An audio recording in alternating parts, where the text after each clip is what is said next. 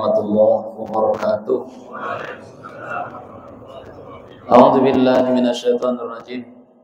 Bismillahirrahmanirrahim. Ala hadini wa ala batin salihah wa ilhadul mustafa Rasulillah sallallahu alaihi wasallam wa ala alihi wa sahbihi wa dhurriyyati wa ibatil kiram. Bismillahirrahmanirrahim wa ikhwani minal anbiya wal mursalin wal malaikatil muqarrabin wal afdal rasyidin wal ulamil amilin wal fuqal muhaddisin wal qura'in fasil wa awliya ilahi ta'ala min masyarikil ardi wa fi barri wa bahriha wa fi yamin wa fi shimal khususan isya sultana wa syaitan wa jalan wa jamna awliya kita najwa a'adhan wa barakatun isa fitarain al-islam yawmillah al-islam fadillah wa sallallahu abayna umatina wa jalatina wa jalatina wa masyayikhina wa asatidatina wa li jami'il muslimin wal muslimat wal mu'minina wal mu'minat khususan wa hadan kita al-alam Syekh Muhammad bin Umar Nawawi al-Battani khususan Syekh Syahabuddin Ahmad Ibn Hajar Asqalani wa faradul bamas kana mujannah syamila wa lahumul fatihah. A'udzu billahi minasyaitonir rajim. Bismillahirrahmanirrahim. Alhamdulillahi rabbil alamin arrahmanir rahim maliki yaumiddin. Iyyaka na'budu wa iyyaka nasta'in. Ihdinas siratal mustaqim. Siratal ladzina an'amta 'alaihim ghairil maghdubi alaihim waladdallin. Wa khususan lisatina wa liafiyatina wa lisulati umurina wa lidunya wal akhirah wa litaslim maqasidin maqasidin akhirah wa liqadaya hawaijina hawaijid dunya wal akhirah wa lisalamatina min kulli syarri dunya wal akhirah bi barakatil Fatihah. A'udzu billahi minasyaitonir rajim. Bismillahirrahmanirrahim. Alhamdulillahi rabbil alamin arrahmanir rahim maliki yaumiddin. Iyyaka na'budu wa iyyaka nasta'in ihdinas siratal mustaqim siratal ladzina an'amta 'alaihim ghairil maghdubi 'alaihim waladdallin. Amin.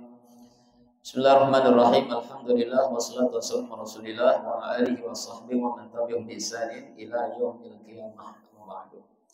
Para jamaah salat dan muliakan, kita lanjutkan lagi kajian kitab Nasaihul Ibad.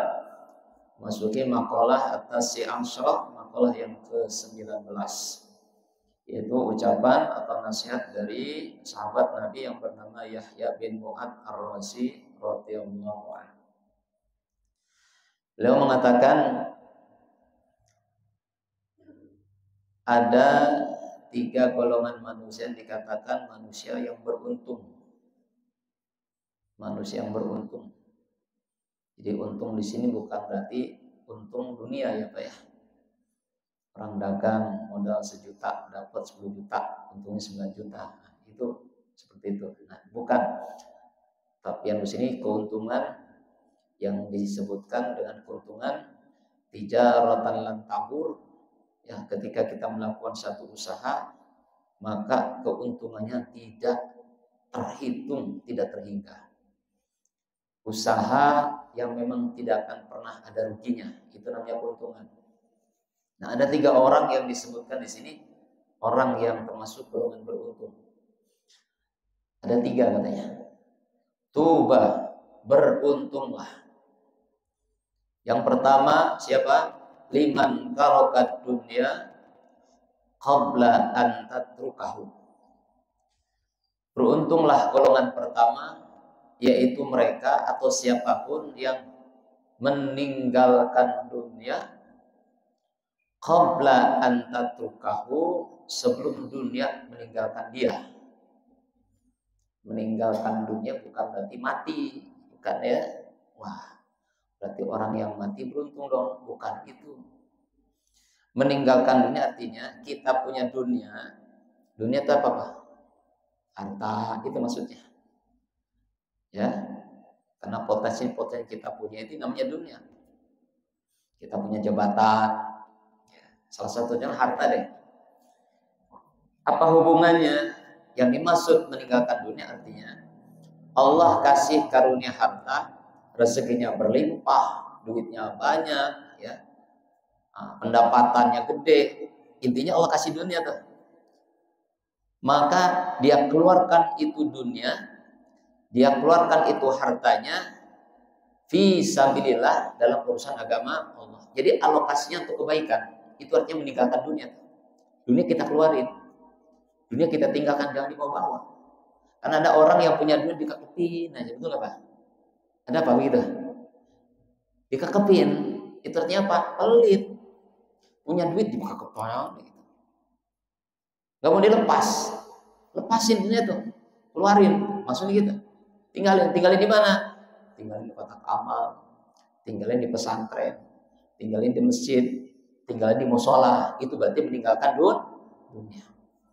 Itu beruntung begitu. Orang yang beruntung, orang yang dikasih karunia harta dan dia tinggalkan hartanya. Karena harta ini bagian daripada dunia. Sebelum dunia meninggalkan dia. Maksudnya apa? Kita punya harta, kita kepin. Tapi ternyata dunia ninggalin kita. Kita yang ditinggalin dunia kita. Dan Allah ketika membuat harta itu meninggalkan seseorang, itu banyak cara. Kita punya harta nih, tapi kita kekepin aja, sayang. Mau sedekah, sayang. Mau bantu fakir miskin, sayang aja bawahnya, bahil. Allah punya cara bagaimana harta itu ninggalin dia. Gimana caranya Pak? Bisa dengan kecurian, bisa dengan musibah kebakaran, bisa dengan kerampokan, dengan segala cara. Ini artinya apa tadi? Dunia ninggalin dia. Nah itu ya. Jadi beruntunglah orang yang ketika dikasih potensi harta, kemudian harta itu dialokasikan fisabilillah. Ya, bicara tentang alokasi harta ya. Harta itu kan sebetulnya ada tiga macam Pak. Ya, ini kata Siti Aisyah. Harta itu ada 3 macam.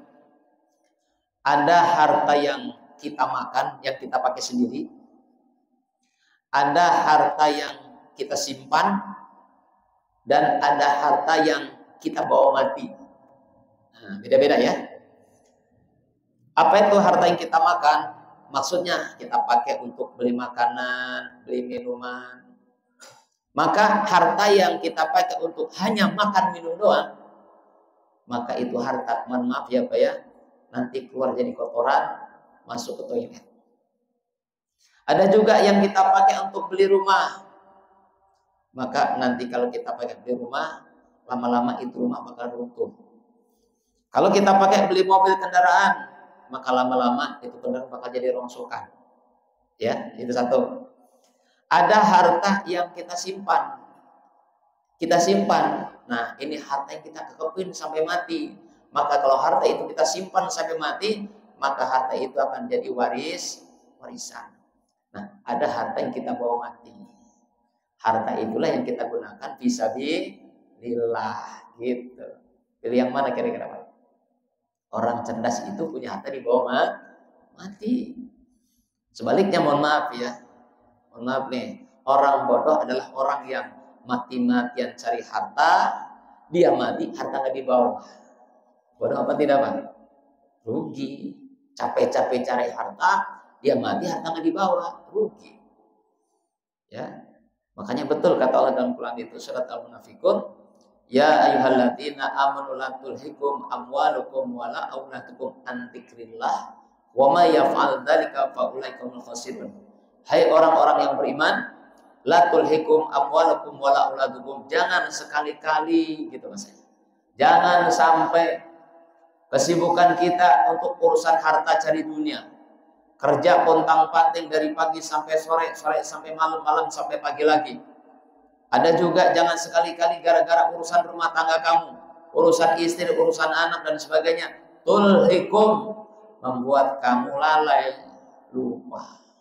Andikrillah, ingat kepada Allah. Jadi cari dunia mati-matian. Tapi dunianya hanya untuk apa? Kesenangan diri sendiri, kesenangan keluarga kita, lupa dengan Allah gitu. Lupa dengan Allah itu kan bisa jadi ninggalin sholat, ibadah malas, urusan dunia mah kenceng, giat, getol, tapi urusan ibadah lemes. Nah, bisa jadi lupa kepada Allah, ketika harta itu kita dapat, lupa. Karena di balik harta itu ada kewajiban.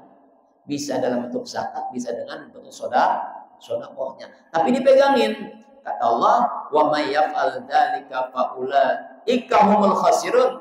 Orang yang Allah amanatin harta tapi diabaikan, ulaika humul khasirun, mereka adalah tergolong orang-orang yang rugi.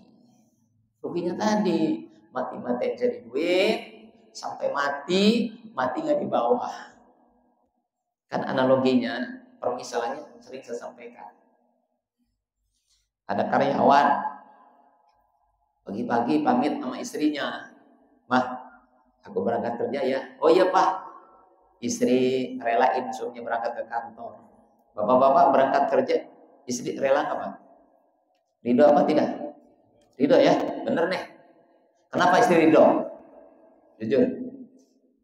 Kenapa istri ridho? Karena istri punya harapan akhir bulan dapat gajian, betul atau tidak? Betul ya?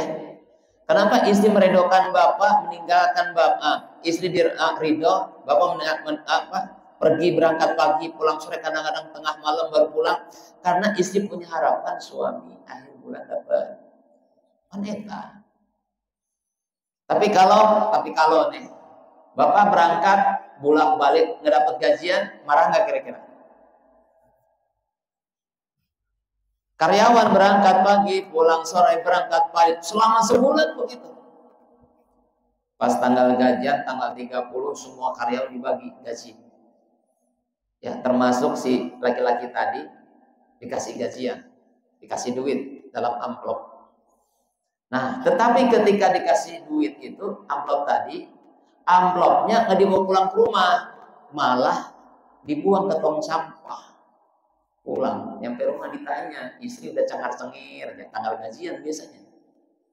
Ya Pak, ya Bapak punya istri kalau tanggal gajian senyum apa istri? Sumringah nggak? Oh beda pokoknya mah. Ya, tanggal gajian itu sumringah istri. Maka istri ketika suami pulang sumringah nyambut suaminya. Waalaikumsalam ayah. Gitu, senang banget. Yang ditungguin apa Pak? Ayah gajian ya? Iya. Terus ada dibagi. Terus mana duitnya? Ayah buang di tong sampah. Kira-kira kata istri apa? Kata istri apa Pak? Beleguk siapa? Bodoh kamu mau gitu kan?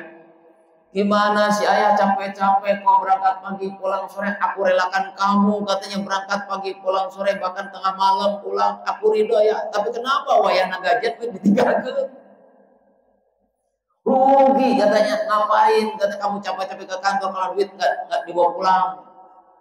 Seperti itulah kira-kira Pak, orang yang sibuk dunia, puntang-panting, mati nggak dibawa, rugi nggak? Nah, makanya jadilah orang beruntung siapa Pak? Orang yang mengalokasikan hartanya masuk kotak amal. Maka orang benar begini mati dibawa nggak tuh pahalanya? Dibawa. Kata Sayyidah Aisyah, harta kita yang sebetulnya adalah harta yang kita keluarkan di jalan Allah. Karena kita mati, harta itu ngikut Pak. Kenapa? Bukan bentuknya, tapi amal soleh yang ikut gara-gara itu harta. Kalau Bapak punya harta banyak, lebih lah gitu ya. Bapak pengen investasi amal nih, jangka panjang. Cari anak yatim. Biayai sekolahnya. Masukin pesantren. Jadikan dia hafiz Quran. Ya Pak, cari pesantren yang jangan mahal-mahal. Biayain per bulannya. Mau 500.000 kayak, ya. Sampai hafiz Quran. Subhanallah. Bapak nggak bisa jadi hafiz. Udah kandung bosan, tarik mondok kumaha, udah kerja. Nggak bisa jadi hafiz kita. Jadikan hafiz orang lain, anak-anak yatim tuh Pak, yang sebetulnya mereka punya potensi, cuman nggak punya biaya. Bapak boleh tanya tuh tetangga kita di kampung mungkin ada ya Pak, coba cari pasti ada. Banyak Pak anak-anak miskin tapi potensi banget, nggak bisa sekolah, cerdas tapi nggak biaya, ambil berangkatin ke pondok, biayain per bulannya. Itu investasi akhirat. Pak, subhanallah. Bapak bukan hafiz, Tapi kalau kita menyekolahkan anak hafiz Quran, pahala itu anak hafiz satu surat, satu surat kebanyakan, satu hurufnya pahalanya ngalir ke kita. Subhanallah. Itu namanya investasi akhirat. Apa rewardnya di dunia? Dijamin, Pak. Orang yang mengeluarkan harta di jalan Allah, Allah sudah janji tidak akan pernah rugi kecuali Allah lipat gandakan. Masalul ladzina yunfiquna amalan fi sabilillah kamathali habatin ambatat sab'a sanabil fi kulli sumbulatin mi'atu habba wallahu yudha'ifu liman yasha wallahu wasi'un 'alim. Perumpamaan orang-orang yang menginfakkan hartanya di jalan Allah, termasuk tadi membiayai anak-anak yatim, pondok, belajar agama, belajar Quran. Seperti orang yang melempar satu benih dilempar, kemudian menumbuhkan 7 untai, setiap untai menumbuhkan 100 biji, atau dengan kata lain, satu kebaikan dibalas menjadi 700 kali lipat. Barokah. Dijamin ahli sedekah itu, Pak, hidupnya barokah. Betul nggak? Betul. Saya belum pernah dengar ahli sedekah jatuh miskin. Nggak ada ceritanya, Pak. Nggak ada ceritanya. Yang ada malah tambah berkah keluarganya, berkah rumah tangganya, berkah kesehatannya, berkah rizkinya. Allah. Ya, tuh itu dunia, belum lagi di akhirat. Nah, ini investasi. Maka ketika kita nyekolahin anak-anak yatim sampai dia lulus, sampai dia hafiz Quran, nah, kalau dia lulus otomatis jadi ustadz ngajarin lagi muridnya. Kalau satu anak yatim tadi, Pak, punya murid 10 aja, 10 aja santrinya. Bapak mati, masuk kubur, kipas-kipas, Pak, demi Allah jadinya. Tiap hari terima transferan para hafiz Quran. Allahu Akbar. Ini berpikir cerdas, ya. Maka beruntunglah orang yang mengalokasi hartanya sebelum dia mati, maksudnya, ya. Itu yang pertama. Lalu yang kedua, siapa orang yang beruntung? Wabana qabrahu qabla ayat hulahu. Orang yang beruntung adalah orang yang telah mempersiapkan kuburnya sebelum dia masuki itu. Jadi orang cerdas itu, orang beruntung adalah orang yang ketika hidup mempersiapkan sedemikian rupa kuburnya supaya nanti ketika dia masuk dia nyaman, gitu. Sama kayak gini. Anggaplah kita belum punya rumah, Pak, ya, belum punya rumah. Saya yakin, Pak, setiap orang yang belum punya rumah pasti pengen punya rumah, betul nggak? Iya dong. Oh, ada rezeki kita, alhamdulillah. Beli tanah, ya gitu. Di sana murah, Pak Ustadz, 100.000. Beli apa tidak? Beli 100 meter. Itu ketika beli, ya, pasti punya harapan. Saya ingin bangun rumah kayak begini, bikin desainnya, ya. Nah, nanya sama ahlinya, kira-kira biayanya habis berapa nih estimasi? Oh, sekian ratus juta. Materialnya sekian, petukang sekian, nabung lagi deh. Ada punya duit, beli, apalagi Pak, udah beli tanah, beli semen, beli bata, split dan sebagainya, terus saja. Ada penghasilan, alokasi ke sana, terus saja. Nyicil, itu namanya mempersiapkan rumah. Dengan harapan, Pak, dengan harapan nanti kalau sudah jadi, ketika waktunya saya masuk, udah nyaman. Betul, Pak? Ada rezeki lagi, oh udah jadi nih, oh tinggal dicat, bagusin. Apalagi kurang, Mah, kira-kira apa lagi? Oh iya, Pak, kita kan nanti tidur, beli kasur. Terus itu namanya mempersiapkan sebelum kita masuk itu rumah.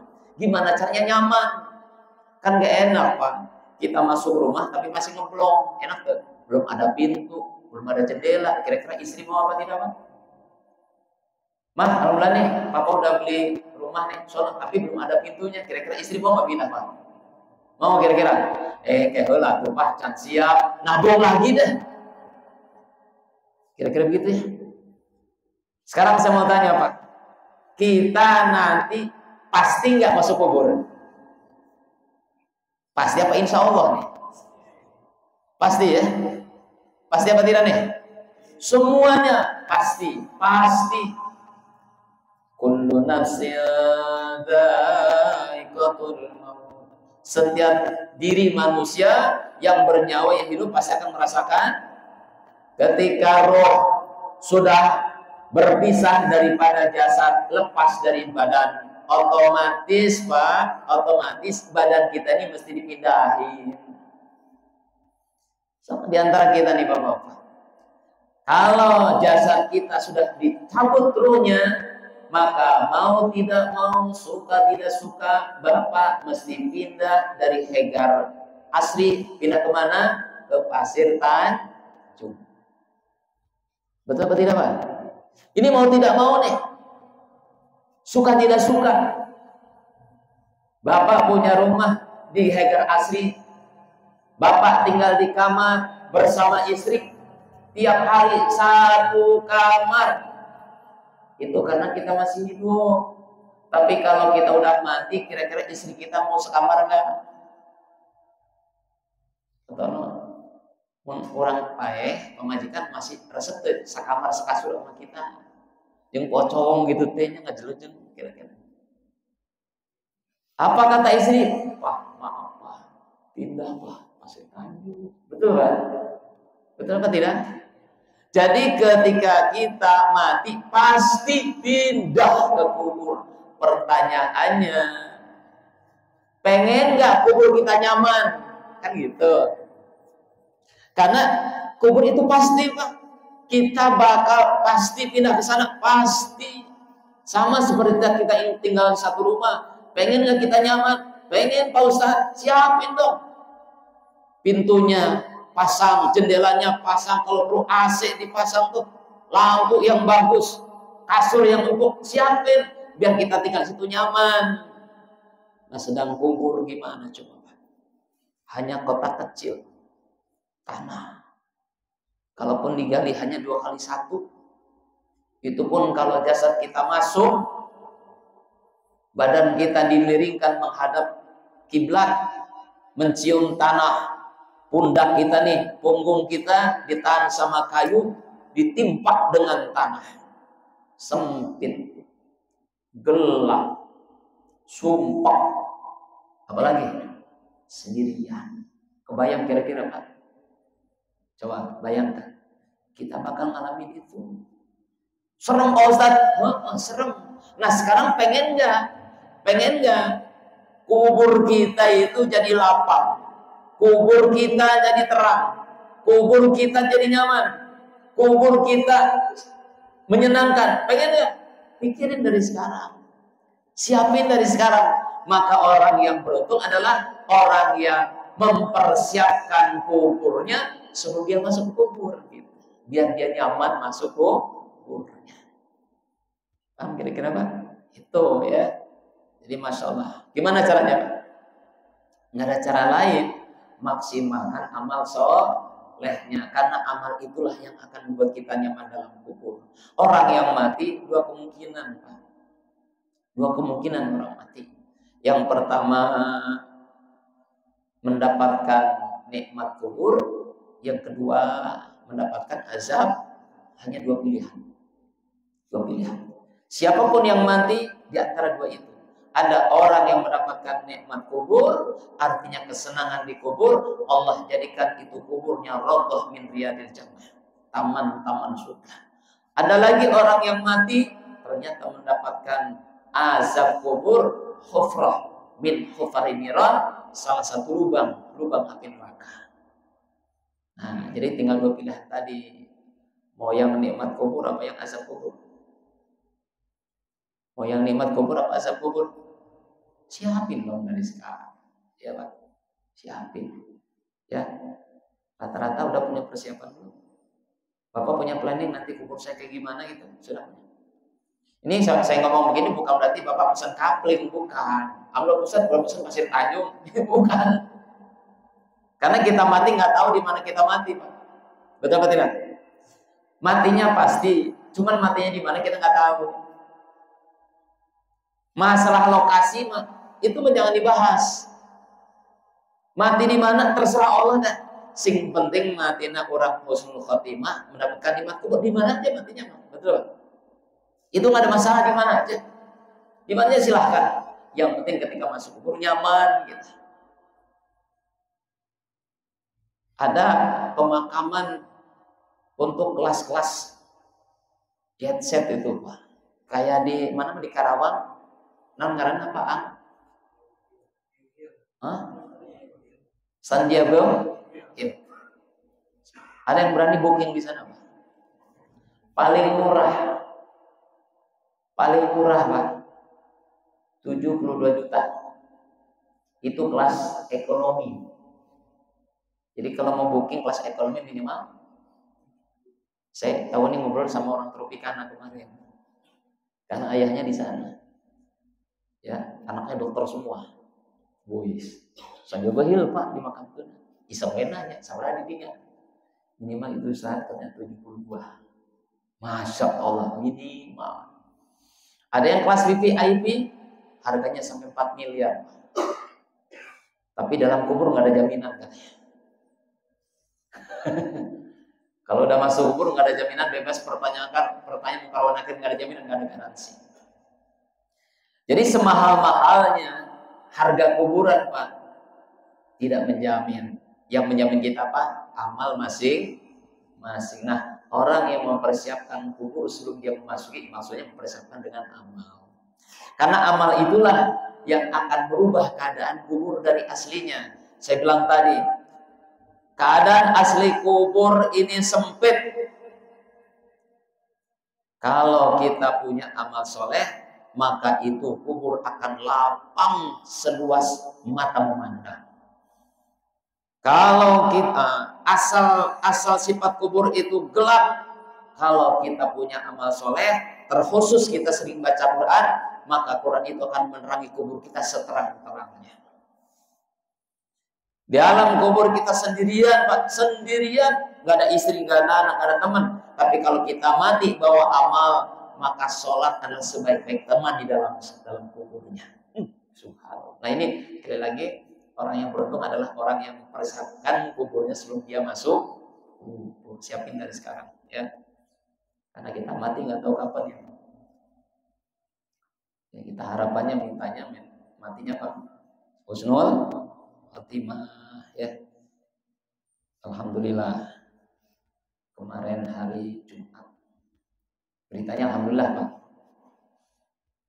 Saya dikabari sama jamaah saya waktu malam Senin kemarin Pak Ustaz, ini ada jamaah kita nih, ahli pengajian, ahli berjamaah, lagi sakit, thank you.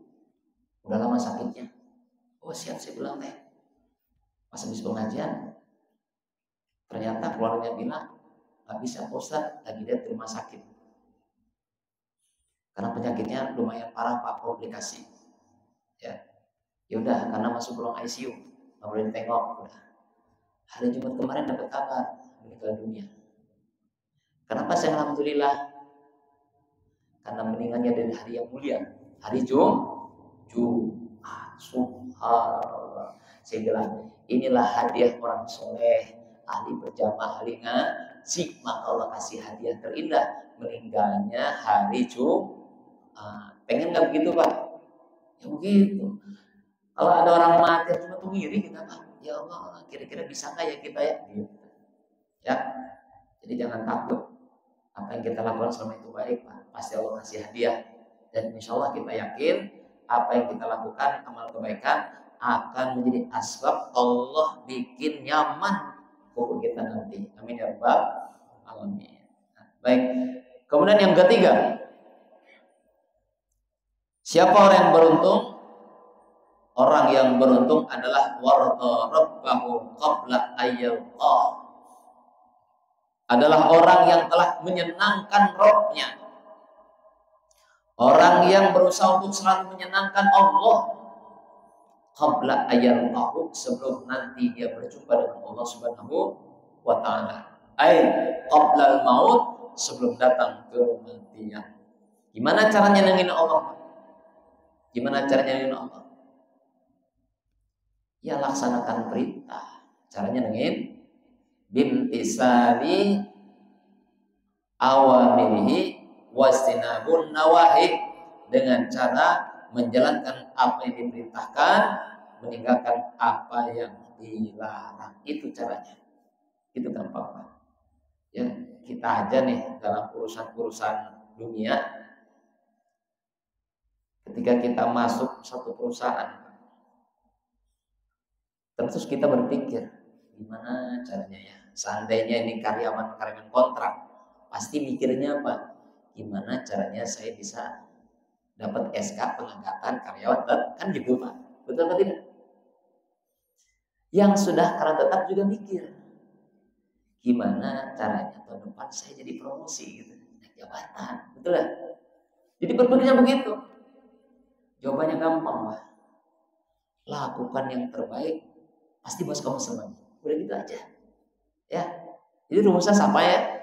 Lakukan yang terbaik supaya bos kita senang. Kalau bos senang dengan melihat pekerjaan kita baik, nggak usah diminta deh Pak, tahu-tahu SK keluar aja. Nggak usah dimana deh, tahu-tahu kamu dipanggil promosi jabatan aja. Betul atau tidak? Ini yang logis-logis saja. Begitu pula kalau kita pengen nanti mati mendapatkan nikmat kubur. Kalau nanti di akhirat kita bisa masuk surga, apa kuncinya? Tadi kuncinya. Bagaimana usahanya ar-dharabah selama hidup kita ini ingin nyenengin Allah. Ya, jangan hanya nyenengin hawa nafsu.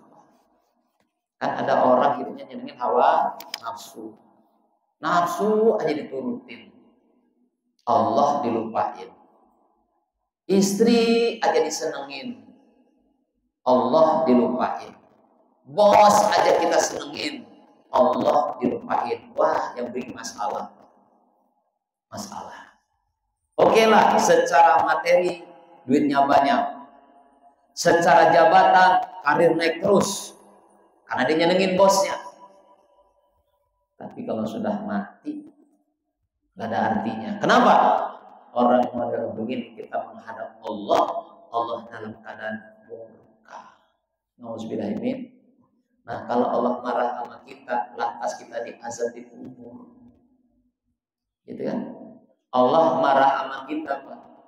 Kemudian kita diazab di kubur, kira-kira bos yang kita bela-belain itu ya, perusahaan yang katanya kita loyal tuh di sono, dedikasi, profesionalitas kita kasihkan semaksimal mungkin kepada perusahaan, kita senengin bos-bos kita. Ketika kita diazab, kira-kira bos kita bisa nolongin nggak? Bisa nolongin nggak? Enggak. Yang ada malah kita mati, dia cuma ucapkan bela sungkawa, besoknya posisi kita udah diganti sama yang lain. Betul. Kita mati udah dilupain, paling sehari 2 hari sedih, sisanya udah kita dilupain. Rugi kita. Bertahun-tahun kita kerja buat bos, segala cara kita senengin, yang penting bos seneng. Kita mati digebukin malaikat, bos nggak mau tahu. Rugi gak? Nah, makanya orang beruntung itu gimana caranya seneng? Nah, gimana caranya kita bahagia? Ar-Bahu, berupaya kita bagaimana sebisa mungkin menyenangkan Allah dengan cara mengerjakan apa perintah Allah, meninggalkan larangan Allah, maka nanti ketika mati Allah akan senang ketemu kita. Amin ya Rabbal. Gitu caranya. Nah, itu makalah yang ke-19 ya. Sekarang kita masuk makalah selanjutnya, makalah yang ke-20. Wa an Ali radhiyallahu anhu, dari Sayyidina Ali radhiyallahu anhu, beliau mengatakan, man lam yakun indahu sunnatullah wa sunnatu rasulih wa sunnatu awliyaih walaysa fi yadihi syai'un. Barang siapa man lam yakun indahu, yang tidak memiliki sunnatullah, yang kedua sunnah rasul, yang ketiga sunnah para aulia, falaysa fi yadihi syai'un, hakikatnya dia tidak memiliki apapun di dunia ini katanya. Jadi kalau ada orang hidup tidak memiliki 3 hal tadi katanya, yang pertama tidak punya sunnatullah, yang kedua tidak punya sunnah Rasul. Yang ketiga, tidak memiliki sunnah para aulia. Maka hakikatnya walaupun dia kaya raya, hakikatnya dia tidak punya apa-apa. Lam yakun fi yadi syai'un. Tidak punya apa-apa. Lalu ditanyakan Sayyidina Ali, "Qila, wahai Sayyidina Ali, ma sunnatullah?" Apa yang dimaksud sunnatullah itu apa sih? Gitu. Apa yang dimaksud sunnatullah? Maka beliau menjawab, kitmanus sir.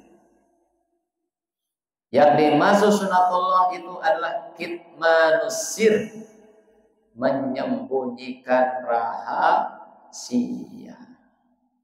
Rahasia ini maksudnya apa? Wa huwa ma akhfahun nas minal hadis inna fakat mesir wajib. Artinya menyembunyikan rahasia adalah apabila kita melihat aib seseorang, kita tutupi, kita rahasiakan, jangan diumbar ke orang. Itu termasuk daripada sunnatullah kita. Karena Allah ini maha menutupi aib kita, Pak. Betul, Pak? Hadirin, kita ini hidup sekarang nyaman, tenang kita. Tidak ada orang yang menghina kita, tidak ada orang yang mengucilkan kita. Di kantor pun kita dihormati, ya Pak. Anak buah senang sama kita, atasan pun senang sama kita. Demi Allah, bukan karena kita mulia, Pak. Bukan karena kita hebat, bukan karena kita berprestasi. Tahu sebabnya? Karena Allah tutupi aib kita. Gitu. Itu sebabnya. Bapak sekarang masih disenengin sama istri, disayang sama istri, betul? Itu karena Allah tutupi aib bapak depan istri, tutupi. Coba seandainya dibuka aibnya, yang lagi viral sekarang. Pelajaran, betul Pak? Yang lagi viral sekarang, tukang es. Bagi saya tidak memandang orangnya Pak, ada hikmah besar di sini. Kalau saya kan memandang kasus-kasus itu dengan hikmah, artinya dengan ayat. Saya teringat ya Allah. Qulillahumma malikal mulki tu'til mulka ma tasha wa tanzilul mulka mimma tasha wa tu'izzu man tasha wa tudhillu ma tasha biyadikal khair innaka ala kulli syai'in qadir. Merenung, benar.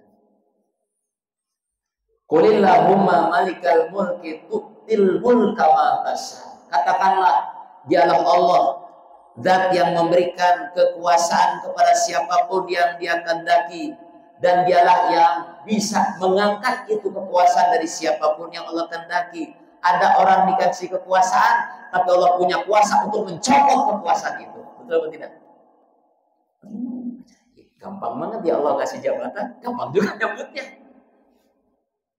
Menteri sekarang nggak jadi menteri lagi, pejabat nggak jadi pejabat lagi, gampang banget. Wa tu'izzu man tasha wa tudhillu man tasha. Allah bisa memuliakan orang, Allah juga bisa menghinakan orang. Dalam satu tempat yang sama, satu orang dihinakan banyak orang, satu orang dimuliakan banyak orang. Betul atau tidak? Dalam kasus bersamaan, tapi dua sosok yang berbeda, ini dihinakan, ini dimuliakan. Begitu pelajaran. Ya. Makanya kita ambil pelajaran di situ tuh. Nah, salah satu sunnah katanya bisa kita pegang, jangan pernah kita ngumbar rahasia keburukan orang. Karena kemuliaan kita, sekali lagi Pak, karena Allah tutupi aib kita. Dan kalau kita ngumbar aib orang, bisa jadi suatu saat kita yang dihinakan. Betul Om Jahid? Karena kasusnya ini kan menghina, hanya Allah hinakan. Betul kan? Gara-gara menghina orang dan orang itu belum tentu menerima dalam hatinya, bisa jadi karena bersatu dalam dia berdoa, Allah punya kuasa. Saat itu juga Allah cabut kekuasaan dan Allah hinakan. Ini pelajaran bagi kita. Jangan suka menghina orang. Apalagi nyebutin di depan halayak banyak, bisik-bisik aja kita nggak boleh, apalagi di depan banyak orang. Ini hikmahnya ya. Kita bisa nyebutin nama hikmahnya di situ. Maka orang yang punya sunatullah adalah pandai menyimpan rahasia, apalagi menyangkut aib keburukan orang lain, geus kurang nyaho. Enggak usah diubah. Karena kita sekarang mulia Pak, bukan karena kita orang soleh, bukan karena kita orang baik, karena hakikatnya Allah tutupi aib kita, Allah tak perlihatkan ke orang lain. Itu yang bikin kita aman sekarang. Coba kalau Bapak dibuka aibnya, dibuka keburukannya, dibuka dulu kita pernah bermaksiat, dibuka sama Allah. Kira-kira Bapak malu nggak keluar rumah? Malu tuh Pak. Ya, contoh gini aja deh. Contoh, Bapak lagi jalan kaki, pergi ke masjid, pakai sarung, tapi itu pakai sempak, merosot sarungnya, brojol jatuh tuh sarung itu jatuh, kelihatan sama ibu-ibu. Kira-kira gimana? Malu nggak? Malu apa tidak? Itu baru kelihatan satu ibu, gimana kalau kelihatan satu kampung? Jadi kalau sekarang kita ini masih aman Pak, karena masih Allah tutupi aurat kita, keburukan kita ya, maka jangan dibuka. Nah, sunatullah itu sifat Allah itu dia tidak suka membuat keburukan. Tuh. Nah, apa sunnah yang kedua? Sunnatul Rasul. Ditanya lagi, wahai Sayyidina Ali, wakila ma sunnatul Rasul. Apa yang maksud sunnah Rasul? Yang itu sunnah Rasul adalah sini ya. Mana tadi? Al-mudaratu bainan nas. Salah satu bentuk sunnah Rasul adalah al-mudarah, selalu berhubungan baik, ramah, sopan santun, berperilaku menyenangkan bainan nas, di antara manusia. Inti nama salah satu sunnah Rasul hidup dengan akhlakul karimah. Berinteraksi dengan siapapun akhlak dipakai, adab. Ya, kembali lagi masalah kasus kemarin. Jadi yang terpenting apa Pak? Hati-hati ya Pak, Masya Allah, ini buat saya pribadi pelajaran. Ya jadi kasus itu buat saya pribadi, introspeksi. Apa pelajarannya?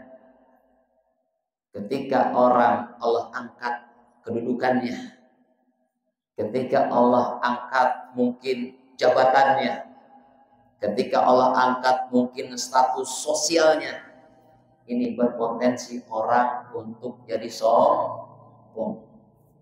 Dan kalau sudah sombong menguasai ini sifat sombong karena merasa punya jabatan, karena merasa punya kedudukan, karena merasa duit kita banyak, bahkan termasuk merasa kita punya ilmu. Ingat, gara-gara sombong biasanya adab hilang, yang ada ngerendahin orang. Itu hati-hati. Makanya punten ya, ini pelajaran buat kita. Saya pribadi, semakin kita ilmu tinggi, semakin potensi sombong. Kalau sombong ada, biasanya ngeremehin orang. Orang kaya juga sama, mentang-mentang kaya raya, biasanya suka ngerendahin yang miskin. Betul Pak? Nah, ini waspada, hati-hati, hati-hati banget. Nah, sunnah Rasul itu adalah apapun potensi yang kita punya, kamu kaya, terkenal, punya jabatan, tetap akhlak nomor satu. Adab tetap nomor, jangan sombong inti nama gitu. Tetap kita tunduk, betul Pak?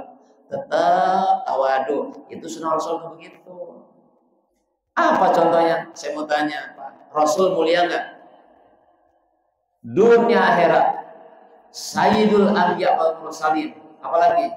Dijamin dosanya Allah ampuni yang telah lalu maupun yang akan datang.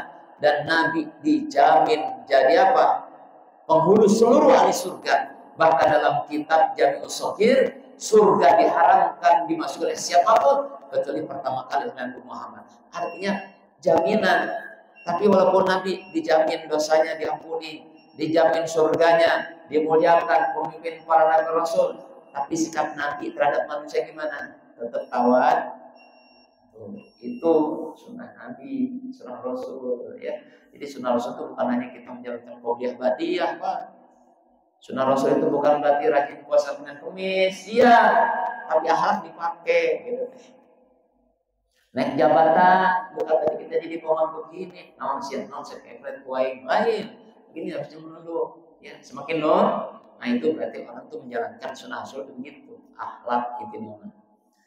Yang ketiga, ditanya lagi, wahai Sayyidina Ali, apa yang dimaksud dengan sunnah para aulia? Di sini tanya begitu ya. Ma sunnatu aulia, apa sunnah para aulia? Qala, Sayyidina Ali menjawab, ihtimalul adza minan nas. Artinya apa? Membantu meringankan beban orang lain, suka membantu. Ada saudara kita sakit, bantu, gimana cara ditanya, Pak, kira-kira yang bisa saya bantu, gitu. Itu sifat para aulia katanya. Ya, ada yang sedang sedih, bantu, walaupun curhat dengerin, Pak. Kan orang punya masalah ini kan bervariasi ya, Pak ya. Dengan kita mendengar curhatnya saja sebagai teman, itu sudah mengurangi beban dia atau tidak, Pak? Kurangi, jadilah pendengar bagi orang bermasalah. Jangan ngeledekin. Ada orang sedih, lu kenapa lo? Ada masalah begini, gua rasain, lupakan tuh masalah. Tambah stres. Kalau ada teman kita sedih, ajak ngobrol. Kang, kenal? Masalah. Ayo ngobrol, tuh bareng ngopi. Ayo. Gitu dong. Kira-kira ngobrol nggak tuh orang? Ajak ngobrol, lepasin tuh penat pikirannya, beban mentalnya. Walaupun kita tidak memberi sesuatu, dengan kita jadi pendengar, kalau nggak tidak tuh, itu sudah termasuk itu membantu meringankan beban orang, dan itu namanya para aulia. Nah, jadi kalau tiga ini kita punya, insya Allah Allah berikan.